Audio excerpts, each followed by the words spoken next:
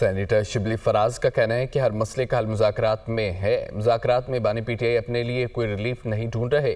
بانی P T I اصولی موقف اور عوام کے لیے جیل میں ہے۔ بانی پی ٹی آئی 500 دن سے زائد ہو گئے اپنی جنگ لڑ رہے ہیں۔ مذاکرات کی کامیابی اور ناکامی کے ذمہ دار حکومت ہوگی۔ اپوزیشن لیڈر عمر ایوب نے کہا کہ سیاسی استحکام سے معاشی استحکام جڑا ہوا ہے۔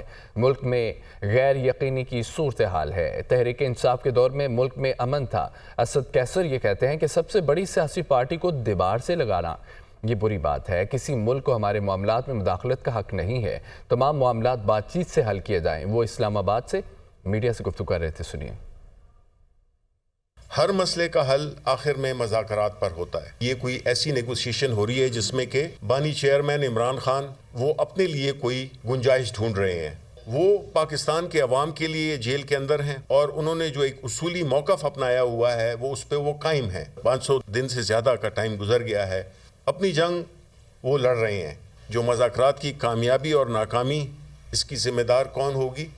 وہ یہ جو ایک حکومت برائے نام حکومت